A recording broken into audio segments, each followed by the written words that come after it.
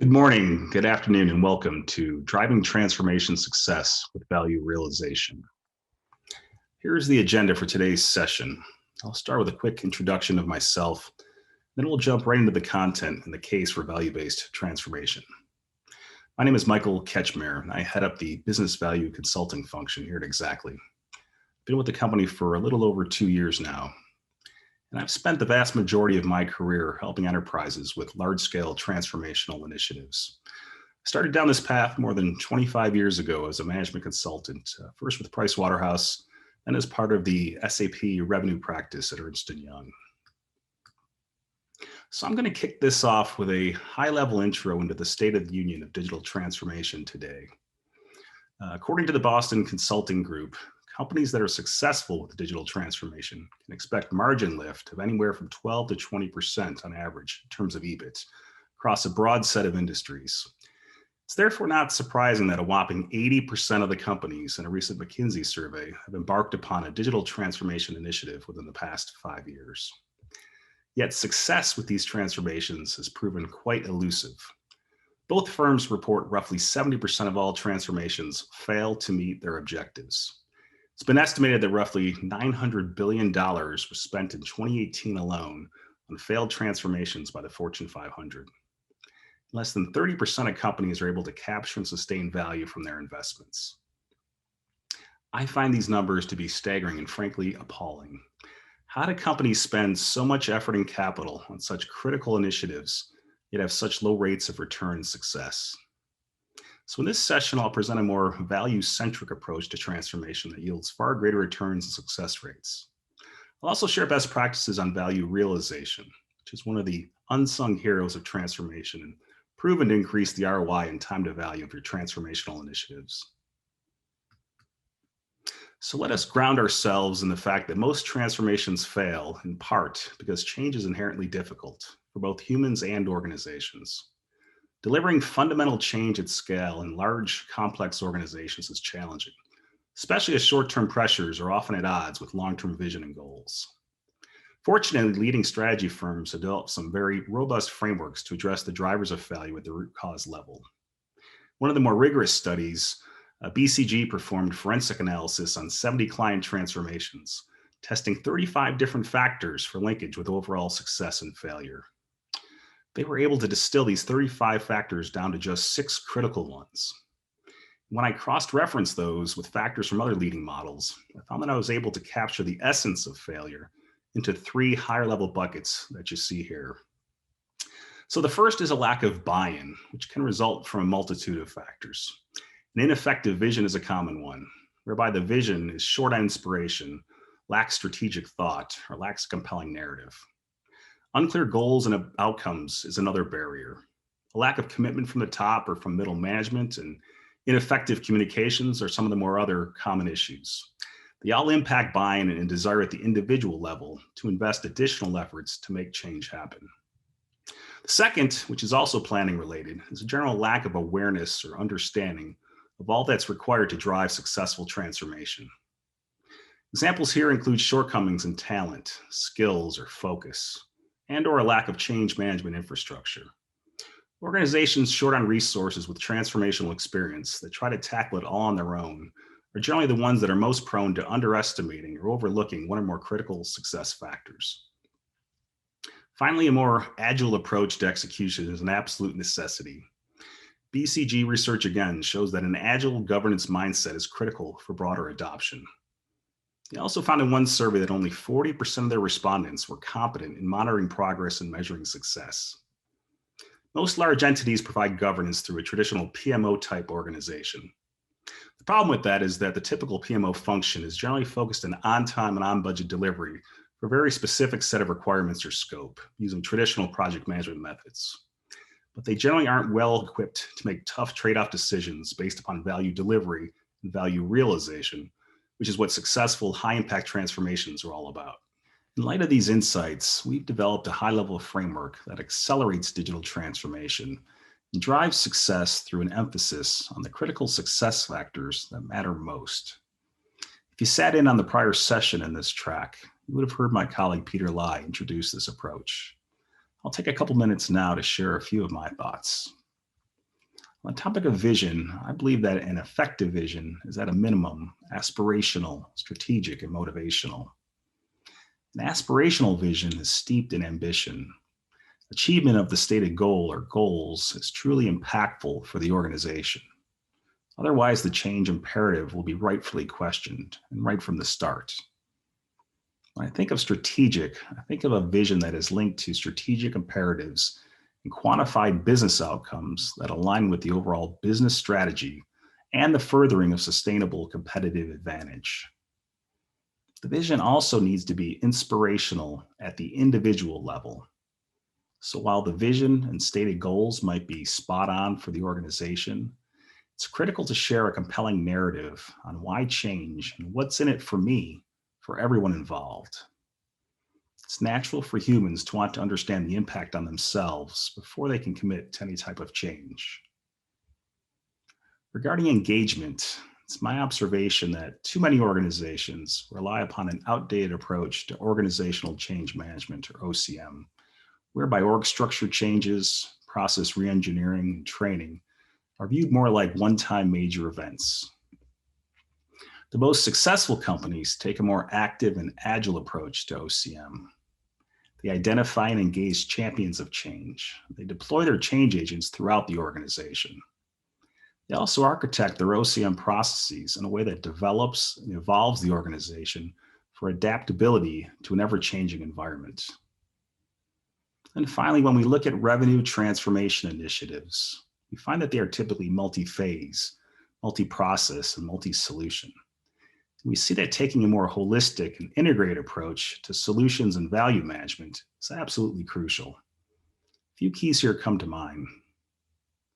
The first is utilizing an integrated approach that links capability development to both strategy and value to ensure better alignment with the vision and goals of the transformation. The second is taking a value-based portfolio management approach to optimize execution and maximize the overall value to the business. I suggest managing the process with support from a robust project and portfolio management tool, or PPM for short. That tool should integrate strategy, planning, delivery, and value in order to drive better visibility, insight, control over your efforts. And then third, you need to embed value realization into your deployment methodology. Value realization left to chance has little chance of being effective. So incorporate value realization into your program and project management approach. Monitor processes and progress to ensure effective delivery of the desired business outcomes. Because this practice is so heavily underutilized, I'm going to share with you now some insights and best practices on how to deploy and integrate value realization into your transformation framework. So if you're going to be successful with value realization, you definitely need to plan for it well in advance of project delivery and execution. Organizations that try to bolt on value realization as an afterthought, retroactively, are rarely successful at it. It's difficult to overcome a lack of baselines or process change details that go missing over time. So here are some of the key actions you should take during the planning phase to lay the groundwork for effective value realization, or VR for short. The first is to formally capture all of the relevant benefits and value drivers that led to the prioritization and selection of the project or program in the first place. Use a benefits register and maintain it over time. Any good PPM tool will provide this capability. Second point here on KPIs and KPCs is absolutely critical. You first need to develop a set of KPIs that track improvements in processes and performance. These must be measurable and aligned to the desired business outcomes and value that you're trying to achieve. Along with these KPIs, you'll want to develop a list of key process changes, or KPCs for short, to capture the major process changes required to support the desired outcomes. I recommend holding cross-functional workshops with key stakeholders and subject matter experts to flesh out the details. The value roadmap is another essential planning element to hone before you start any implementation or deployment work. Your portfolio management function should already have a high-level plan for you to build upon. As you get into the design phase for any individual project, You'll refine the roadmap to better align with the business case and desired outcomes.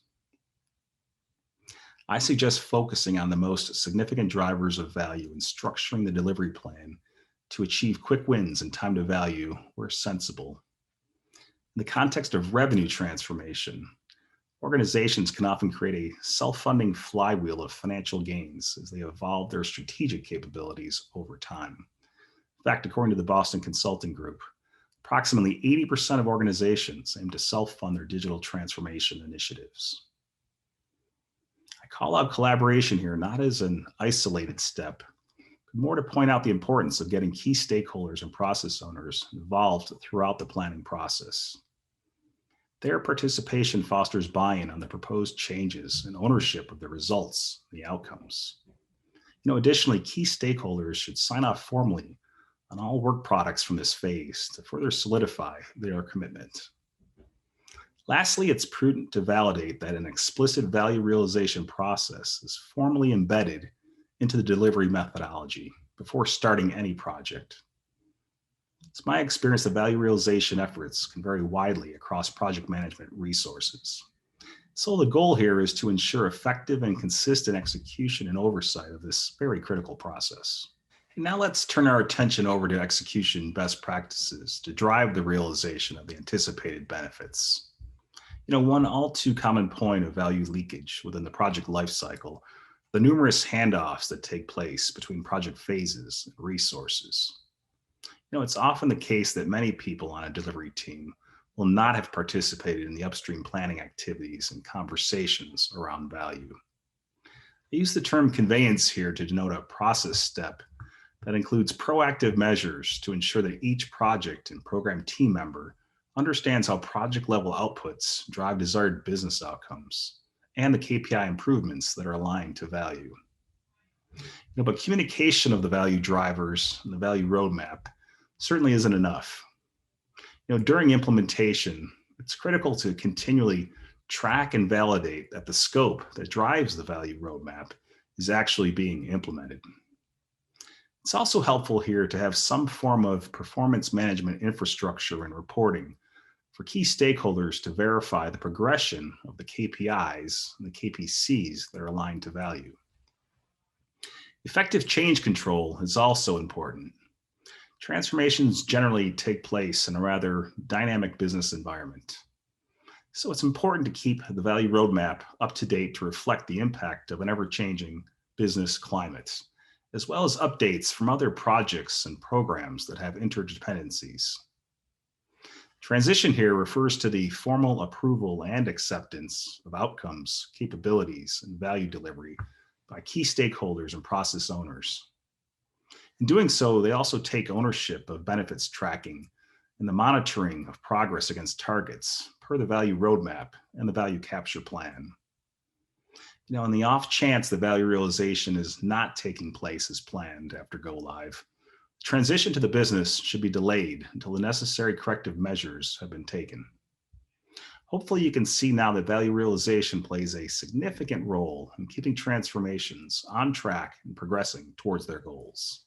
The idea behind this last mile of value realization is to sustain and maximize the returns from delivered capabilities after they've been transitioned back to the business. The starting point is typically a high-level review of planned versus actual realized value, an identification of the variances and the convergence or divergence of the two.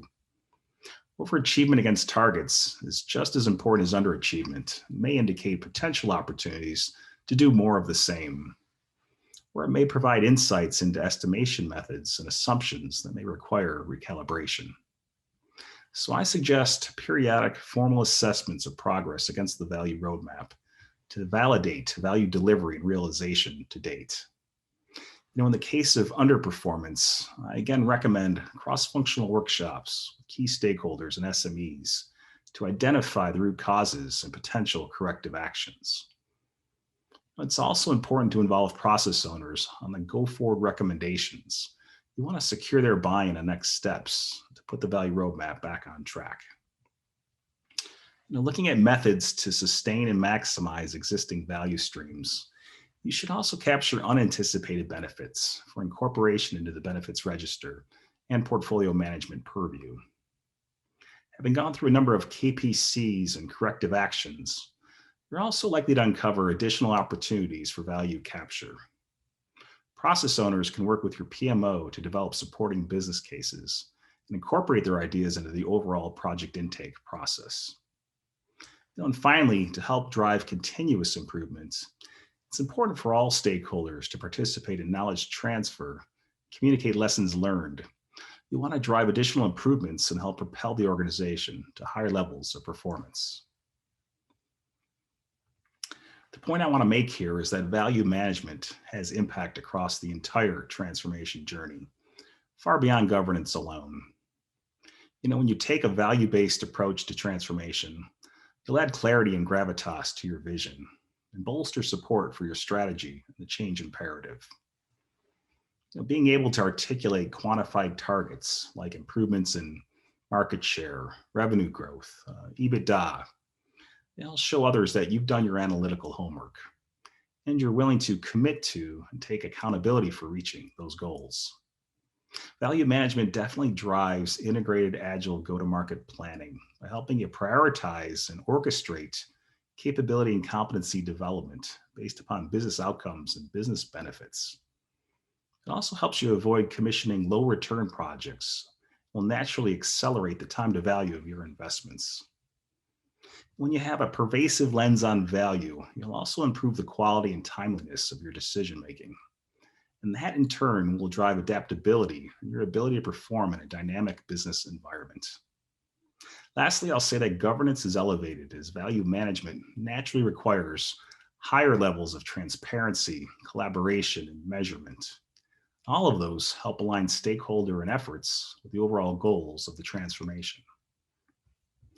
So if you're still not convinced on the value of value-based transformation, here's one final graphic to drive the point home. What you see here is a subset of the output from an SAP value realization study regarding the impact of adopting value realization best practices. The donut charts here compare the results of organizations with high adoption of value realization best practices in color versus those with low adoption in gray. The key takeaway is that most organizations that have high adoption of value realization best practices have a significant advantage in implementing transformational change, with 2 to 3 times the performance on key dimensions like ROI, NPV, and time to value over those that do not. In summary, I think the business case for value-based transformation is quite clear. Please take a few moments now and give some thought to what that might mean for your clients or your organization. Thank you for your time today.